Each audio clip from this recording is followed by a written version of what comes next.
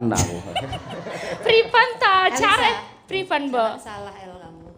Jangan salah. Jangan salah apa? Itu poster dipajang Pak Cahyo, saya terus kamu itu ada maksudnya memang. Maksudnya? Itu kan di tengah-tengah itu ada tanda bunder toh, Iya. tanda waru, love gitu loh El. Gini. Nah itu memang itu tanda love-nya dia sama kamu. Ngelek joro jawane ngono, len aku yang merestui, jawane aku kok njaluk kon nglamar ke awakmu ngono lho El. Aku apa ya kudu kon manut karo sampean? Apa aku arep manut karo tembungmu iki mau? Sing endi? Celekat-celekit lho omonganmu. Sing endi sayang, sing endi? Iki apa iki desane Maratuwa? Lah iya. Heeh, lah iya. Iki ning desane Maratuwa, Mbah Betul. Kaji Sakrun Suwanda iki piyayi sing terkenal, terhormat. Hop. Nyapa? Stop. Mbah Kiai Haji Sukron Suwanda. Lah piye to lek aku ngomong mau? Sakrun. Lho lah sapa jenenge? Ngawur dadi mantune 15 Masa? tahun karo Maratuwa ora apal. Ki Haji Sukron Suwanda iso sakrun. Biyen malah sukiran lho Pak Mbiyen ayo. Dibenerke sik. Iya, Mbah Sukron Suwanda. Nah, Aku dadi mantune Mbah Sukron lho. Beliau menika tiyang terhormat. Ning kok sampean ngendikane karo aku yuk sengkrang-sengkring. Wong sak Purworejo bahkan Blitar Indonesia dunia ngerti. Lek aku ki bojomu. heeh. Jare sampean mang berjanji yen satu istri. Heeh, betul. Lah kok sampean mau sore kondo? Apa? Yen Elisa calon istri kedua. Sopo? Sing ora senut-senut atiku. Sampean kudu iso mbedakne antarane guyon karo serius kudu iso Alah mbedakne. gombal. Wong ki ya lek meneng, wong ki yen meneng nyun sewu Bapak Ibu. Wong lanang niku yen anteng meneng, ngapusi karo ora niku mboten ketok. Nggih napa mboten? Nah, contohnya Mas Pur ke lho. Mas Pur ki ya meneng mek guyang, guyu ngono kuwi. Tapi ngentek-ngenteki 5. Nggih, Lah, iya. nyuwun pangapunten saderengipun niku wau namung gegojekan. Bapak Ibu sedaya, para rawuh, mbak-mbak, adik-adik, dulur-dulur sedaya ingkang mapan wonten Purworejo niki, kula minangka wakilipun kanca-kanca Krumadangkara, sinden lan bojo kula Cahya Kuntedi niki ngaturaken panuwun ingkang tanpa upami dene panjenengan sedaya lumantar Pak Carek tasik kemutan dumateng Cahya Kuntadi sing niki lare Blitar Purworejo. Pramila kula matur nuwun sanget panjenengan dalu menika sampun nimbali Mas Yoyo ndalang wonten mriki. Janjane ora Pak Carek, jane ya Pak Lurah Sapa? dhewe. Sing diengge gaman iki Pak Carek. Dhek arep nyambat karo adike kan izin ngono lho. Mula gayane iki Pak anu gune sing ngersakne aku jane ora apa-apa. Aku ngono kuwi. Saya ora cetha omongane kaya. Iya, gengsi. Mas Puri arep nyambat adine no iki gengsi. Heeh. Ora perlu gengsi, Mas. Lek adikmu iki lahir batin. Mbantu sampean babakan apa wae iki lahir batin. Mbok sampean dadi lurah entek pirang-pirang atus juta adikmu yo ngewangi. Bekasi aja dibuka ning kene. Aja ngisin-ngisini. Kowe iki urunan adikmu telu Hei, kabeh. hei. Nyapa? Kowe iki piye to kowe iki? Nang kene paling ora kudu nyanjung-nyanjung menghormati Pak Lurah. Iki bapake wong sak desa lho. Kok iso mak omongne urunan-urunan ngono lho. Loh, mboten salah ngoten Pak Dalang. Piye? Kan ngeten, justru niki sebagai contoh kerukunan keluarga yang baik, keluarga besar Ki Haji Sukrono Suwondo. Ora nyambat liya-liya ning nyambat adik-adike keluargane dhewe. Mula yen Pak Kalingga dadi lurah disengkuyung lahir batin baik secara material, hati, pikiran, tenaga. Mula saiki ya dadi wong tenan. Lah mbiyen apa wedhus apa piye kok wong tenan iki maksudmu? Halo Mbak De, nggih dadi tenan. Iki Mbak Indri, Bude sapa kae jenenge lali aku. Sing gaene masak-masake aku angger aku mulih ning Karangjati. Heeh, Matur nuwun nggih, Mbak. Nggih. Nggih, pramila kula nderek ndedonga mugi-mugi Desa Purworejo niki tansah pinaringan katentreman lahir batin. Murah rezekinipun. Sedaya warga masyarakatipun anggenipun pados sandang pangan dipun mudahaken kalih Gusti Allah. Dipun paringi generasi ingkang soleh-solehah pinunjul tembene generasi-generasi muda Purworejo mengke tembene saged ngangkat derajat kamulyanipun wonten ing Purworejo mriki. Amin ya rabbal alamin. Wes aku salam pembuka. Saiki kon nyapa? Yo nembang mosok ya arep turu kowe ya enek no. Nembang, ayo. Ya lah kono awake nang sebelah kamar kono. Kan kamare awake dhewe iki karo Mbah Putri pinter lho. Ibu Suci Katining Sehi pinter lek kon gawe napa nggih. Sekat-sekat kamare anake. Mas Pur Mbak Putri kamar dhuwur. Mas Kangko lek kondur nggih kamare ngisor omah lor. Ae dhewe omah kidul sing jembar. Mergo ngerti senadyan to sampean kuwi wonge meneng, anak sing paling meneng. Ning lek pas ngono kuwi polahmu ra karuan, banter. Tenan. Biyen aku karo Mas Pur, Mas Kalinggo tau dijajarke ning dhuwur lantai 2 kali to. Baru dijajarke malah komunikasi kok. Piye? Mas Pur, wis urung? Aku sik urung lekas kok. Aku sik ngerokok lho aku. Ayo. Ya Allah. Ayo, kono klenengane suwi kok. Ayo. Ayo. Wes pokoke nyengkuyung karo Piyayi Purworejo. Syukur yen engko apa jenenge Mas Kalinggo bisa melayani masyarakat nganti 2 periode ya ta syukur. Wedene nganti ora kula ngrumangsani dipun sekseni Piyayi mriki. Kula menika kelahiran Purworejo. Dadi upamane kok didhawuhi mayang bersedesa teng mriki. Pun to mboten sangendika pripun-pripun waton tanggale niku lodang kula bidal. Ya apa? Yen semune kok wedi karo anggaran, wedi karo rego dalang kangge Piyayi Purworejo nggih bersedesa cukup dibayar 50%.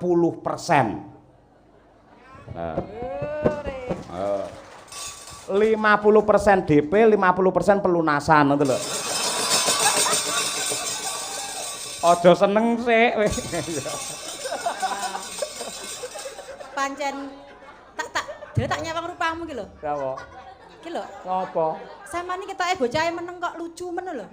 Lah piye to wong golek dhuwit ya ngene iki lho kaspe iki piye. Masa aku ora kon ngomong ora kon banyol wong iki rene pelawake lho. Anake Pak Sakron iki gak lucune ram ya Allah. Sukran sakron ora. Gemes. Lah piye no. Aku seneng tiwas do tepuk tangan to kecilik ya Madwana ya.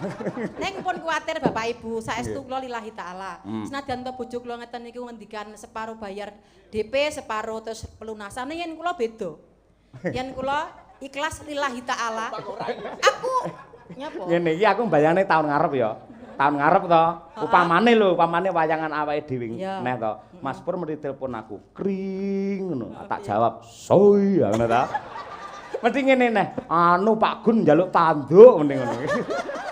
Mesti Pak Gun terus nggih alasan ya. Ya ora apa-apa. Nah, pramila niki dadi seksine warga Purworejo. Yen pancen Mas Pur tasik disengkuyung dados napa kepala desa wonten Purworejo. Awake dhewe insyaallah yen didhawuhi mayang kene gratis tis.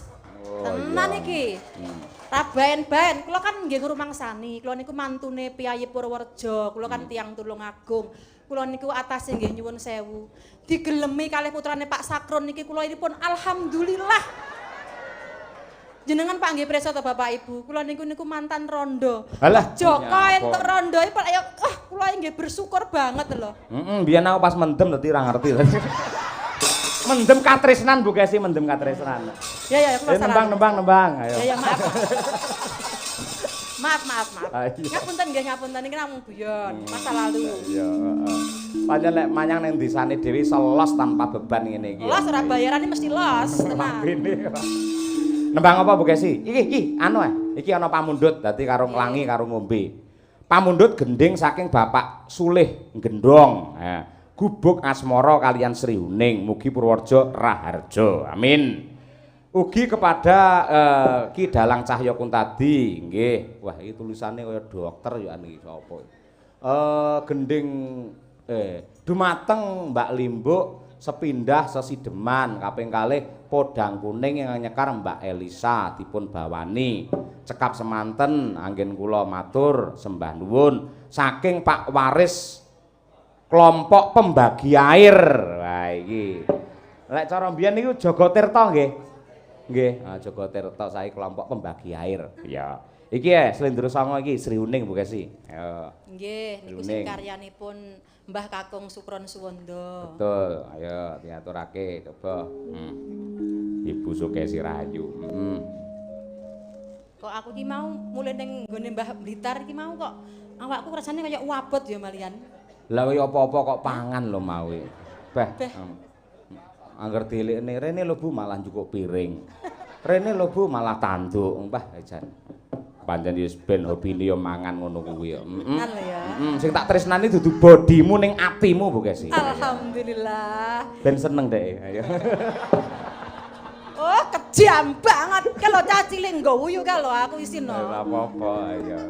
Ya, saiki nembang sik engko bareng guyon meneh. Engko Mbah Lurah engko tak duetne karo Mbak Elisa. Wah, ngerti. Mbah Lurah duetnan ya wani lho ya Mas Pur.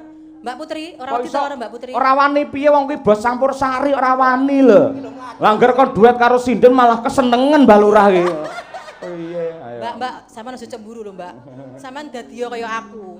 Dadi bojoku ki ya dalang ganteng. Ki jejeran iki anak-anakku Sinden wayu-wayu. Ki lek atine imane enggak kuat wis bahaya iki.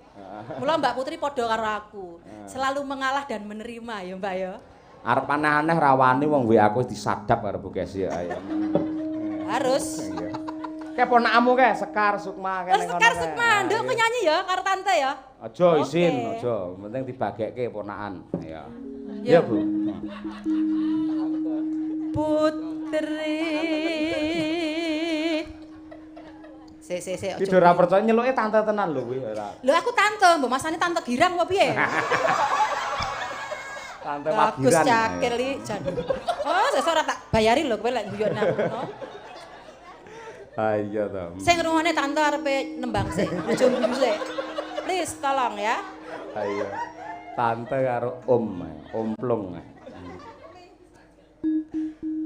Putri kang su Lestieng warni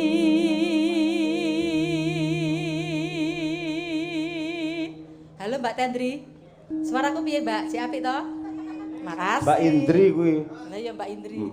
Mbak Andri ding lali aku. Andri ya? Mbak Indri. Lah yo Indri. Salah. Lah suwi ra pethuk kok ya. Seribu neng mas tiku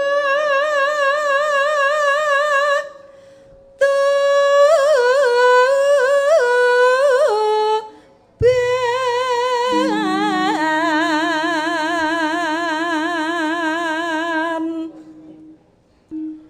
labuh tresno prapteng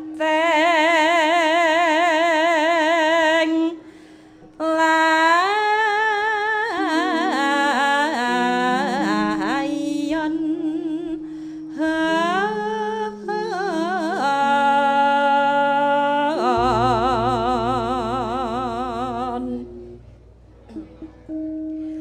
tak prangkung bejane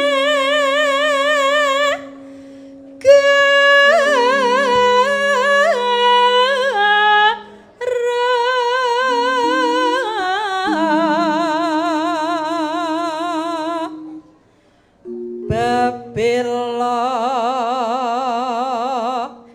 Wiratma ya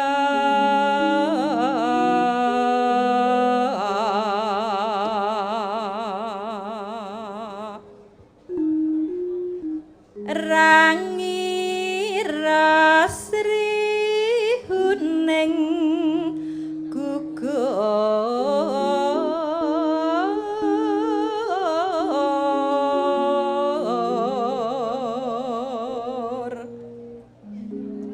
mongko mustikane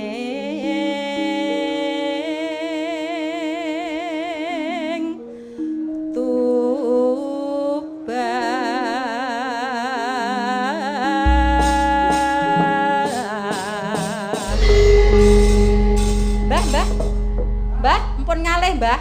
Oh, artis sangone ngalih. Gara-gara nyawang mbae iki mah lho, aku dadi salah iki mah. Tak sawang ngono kuwi. Biasa sinden ngono kuwi. Biasane angger keasiken lek golan malah lali tembange. Ya ngene iki tak cuke ketok-ketokke ning desamu ngono lho, Iya, Pak. nggih, Tak matur ketok-ketokke lah aku mantune wong Purworejo. Iya. Wis ya, Pak ya. Nggih, matur nuwun. Ambak yuswane ya wis 40 munggah bareng egolan ya bokonge wong. Mas juas tenan ayo. Yo nanjake bintang kita. Iya, karo panitia perangkat warga masyarakat ing Purworejo tenan nyuwun tulung nyambat karo jenengan. Ya, Wong anggarane ya mung semono ya. Heeh, monggo Mbak Elisa kondang minimal 10 juta lho. Ayo. Iso dipotong separuh. Ayo. Nek ora bot-bote Mbak Elisa cinta karo aku mokal lho ndung ini. Ayo. Ya. Tukung-tukung Mbak Elisa men jumeneng coba kaya ngapa? Yo.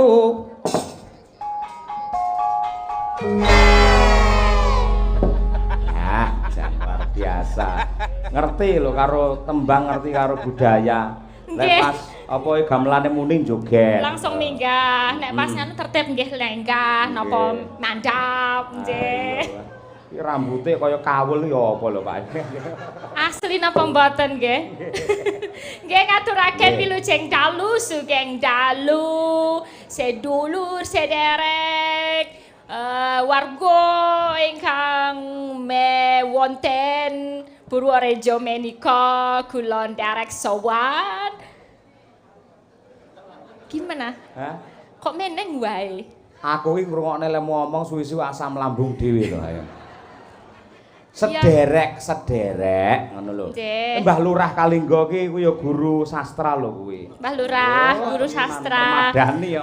Nggih mengke kula dibeneraken nggih menawi lepat niki ilate piye carane ben saged bener Jawane nggih Mbah Lurah. Nggih, lepat mboten lepat. Nggih.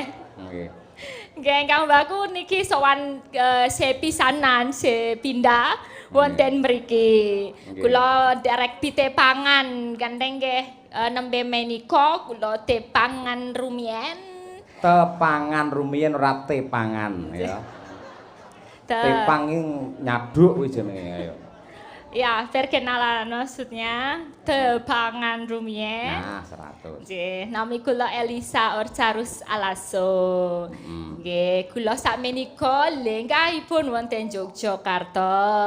Ya. Nggih, sakmenika nembe sekolah lan nyinden lan derekaken Pak Cahyo.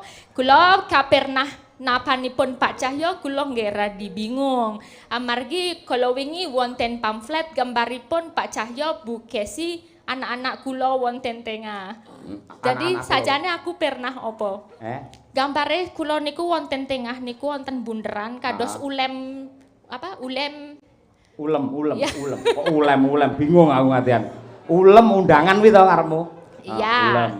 Gambarnya kan Pak Cahyo, Bu Kesi, terus aku kon bunderan tengah gini ada gambarku gitu. Ngene, nah, karepe itu Mbah Lurah undangan apa? Karepe ngene, apa iki lak bersih desa. Kuwi pamflet Mbak, undangan wara-wara lamun to bersih desa wayangan Ki Cahyo Kuntadi mulai nek gambarku nang kene aku, nang kene Bu Kesi. Iki Pak Cahyo bojone Bu Kesi lah. Ngopo kok sampeyan nek gambare bunder nang kene iki? Iki Pak Cahyo karo Bu Kesi, Bu Kesi merestui lamun to Pak Cahyo arepe ngepek anak Elisa ngono lho. Oh, kula pikir kula niku ajeng dipun kenalaken niku sebagai nopo? Berarti anak nggih? Anak. Tenan lho. Berarti jenengan kula panggil Bapak. Aja to ketuweken aku. Pripun ta care? Pripun, Mbok? Salah El kamu. Jangan salah. Jangan salah apa? Itu poster dipajang Pak Cahyo, saya terus kamu itu ada maksudnya memang. Maksudnya? Itu kan di tengah-tengah itu ada tanda bunder toh, Iya. tanda waru, love gitu loh El. Gini. Nah itu memang itu tanda love-nya dia sama kamu. Ngelek joro jawane ngono, len aku merestui, jawane aku kok njaluk kon nglamar ke awakmu ngono lho El. Bu, aja ngono kuwi lho, ora pareng aku. Berarti sekarang saya paham kenapa tadi saya datang gitu kok Pak Cahyo udah ada di depan, udah menyapa. Terus kono-kono Anda tadinya kan jagongan berapa orang cowok-cowok. Suruh pada pergi semua, tinggal Pak Cahyo sendiri digeser. Pak Cahyo sebelah sini, saya suruh duduk di sebelah sini. Terus ngobrol kurang lebih yo setunggal jam langkung setengah ngaten 1,5 jam. Ketoke mumpung Bu Kesi baru berdandan, Terus kita ngobrol-ngobrol lama gitu. Lajeng Bu Kesi selesai, saya kan suruh makan sama ibu tadi. Terus ibu nyiapin makan buat saya. Makasih ya Bu. Berarti niku to panjenengan tresnane panjenengan kalih kula niku ngaten nggih. Jare sapa? Lah niku tadi kayak gitu kok, jenengan betah ngomong lama. Loh, terus jenengan niku lak tamu gitu. Kula mewakili warga masyarakat Purworejo menghormati tamu yang datang. Oh gitulah, aku tiwas GR toh. Nah mungkin toh kan nenek Bu Kesi yang paling aku cintai lahir dan batin. Oh, lah ngaten iki nggih, ampun ngaten nggih. Temenan iki nggih Bu Kesi ya Bu Kesi terus. Nanti jangan kayak biasanya gitu. Kadang WhatsApp itu kepencet tandanya gini, makasih ya Mbak gitu, gini terus ada love-nya, terus hapus pesan. Kan aku jadi GR. Perkara kuwi ya, Mbak. Konangan bojoku akhirnya aku disampluk parut kae. Ayo. Ngene iki mau namun gegojengan ingkang bagus, terima kasih boleh sowan wonten mriki saged ngaturaken panglipur menapa kenalan kalian warga mriki lan ndongakaken nderek mangayu bagya ambel warsa keping 3 doso atus patang welas kawan. Mbuh sak uni-unimu sawi. Jane ayune kepekok. Aku nggak tahu sih bahasa Jawa niku 314 tikang doso atus kawan welas atus 300 sekawan welas. Belas sekawan belas. Enggak patang belas. Enggak patang belas. Ora, lek patang belas kakean kuwi malian ora. Nggih, ya semoga bisa maringi karaharjan ingkang lumintu katur sedaya para warga pinaringan sehat wilujeng sedaya mawon. Sehat wilujeng. Nggih. Ora wilujeng. Niku. Nggih maksud kula niku. Nah niki kula ngaturaken panglipur mbok menawi wonten request lan niki ada titipan juga Pak Cahyo dari yang streaming dari rumah. Nah, ini saya bacakan. Boleh, udah transfer juga dadi tak golekke tunaine. Nggih. Ora wis PN lho Mbak Elisa. Kenapa? PN kuwi to, anu to, saweran to? Iya. PN wae. Mergo sesuk-esuk entukmu yo mek kuwi tok PN iki. Lah terus aku pokok nyanyi dhewe ra ditabuhi kanca-kanca. Aku yo pangerten kanca-kanca direwangi teng glasar. Kanca-kanca kan sing ngurusi aku ngono lho. Apa yo mau yo diajangi apa ora? Kanca-kanca. Ora nggih ajang mau langsung ayi godhong. Oke, niki mboten napa-napa kangge Madangkara. Dari Bapak Purwito di Kudus loh, dari Kudus juga nonton. Penggemar salam buat Pak Cahyo dan Ibu Kesi. Minta lagu 1 Sri Huning, 2 Podang Kuning, 3 Lali Janjine di T300. Tadi sak lagu 100. Kula kasih Ibu ya ini sebagai bendaharanya. Lajeng. Tadi ada juga dari Pak Antonius Artono, menika ternyata juga dari kampung sini waktu kecil. Dulu waktu kecil itu sering main kelinci terus cari di sawah-sawah cari rumah untuk kelinci. Menika putranipun Pak Nur Samsu, nggih menika nderek streaming saking Jakarta. Terus sembah nuwun. Matur nuwun katresnanipun nggih. Podang kuning sih ya, Mbak? Podang kuning nggih. Nggih, kuwi sing akeh sing ngersake. Ayo coba kaya apa. Oleh Mbak Elisa Orcarus Alaso. Izin ya Mbah Lurah. Ngopo kok izin karo Mbak Lurah? Aku gumun nih. Ngopo? Ya, maksudnya beda banget, saudara tapi kok beda gitu loh. Iya genah aku alim dhek rusak ya beda no. Ya kalau kakak adik kan memper-memper gitu loh. Memper. Iya, kalau sama Pak Kangko rada mirip sih. Ya Pak ini Pak Kalinggo karo Pak Kangko mirip. Mirip, tapi panjenengan kok beda sendiri ya. Lah mau sampean sore ra teko, aku mbiyane nalika lahir sik cilik ngangge rok ngono kuwi lho. Critane karo Pak Lurah. Adike disambar malah diwirang-wirangke ning kene ora.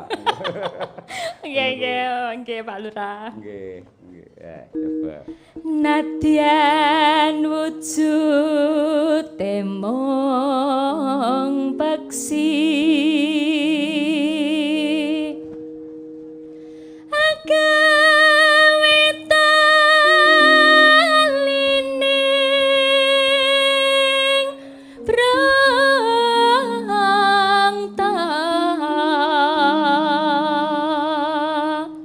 nano alus manis nengsem make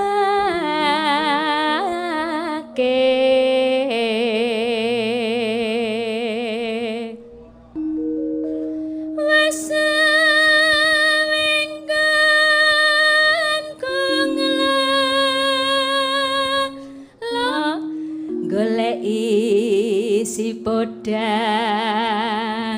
jenar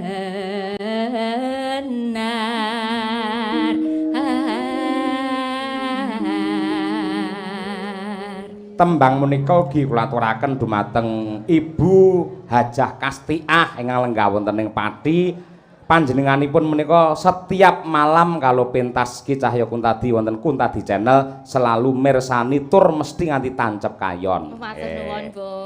Nggih. Ibu bunga hengatiku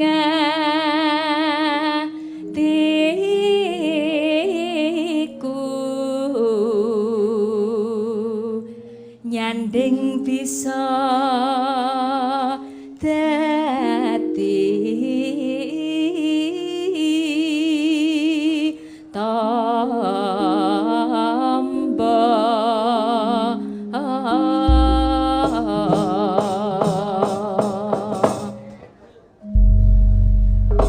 Terima kasih. Buka celuk dangdut langsung kemawon Mbak Lisa. Nggih. Monggo. Podang kuning adalah doa yang terbaik untuk Desa Purworejo. Podang adalah burung yang bisa terbang, kuning adalah emas. Semoga Purworejo bisa terbang tinggi bersama Pak Lurah menuju zaman keemasan. Amin. Dados. Esuk awane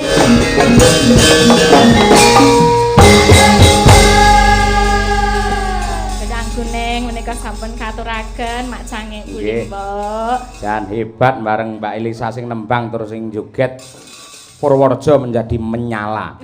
Menyala Purworejoku. Mbak, sampean larung salaman karo Mbak Lurah to?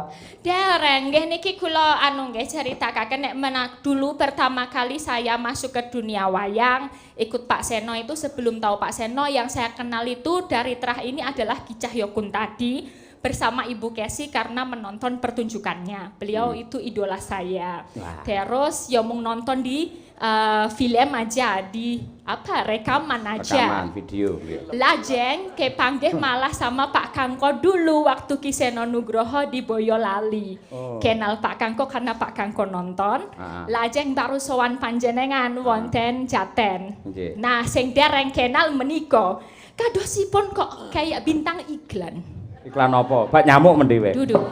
Saya beri Anda 3 permintaan, Mbah Lurah. Ngerti iklan apa? Rokok Mbak. itu. Ngawur. Nggih. Biar condo aja. Mbak Lurah garwane ya penyanyi, sinden ya. Oke. Main berdua ya. Lajeng kenalan kali Mbah Lurah. Mbak Lisa, main berdua munggah. Nggih. Mulai nganti Mbah Lurah dhewe ngerti sampean. Engko Mbah Lurah kilaf engko suwi-suwi, ya toh. Oh nggih, siap Mbah Lurah kali Ibu. Ayo, karo Bu Lurah karo Bu Putri mangga pinarak mriki. Ya, Coba pelok genti. Ayo.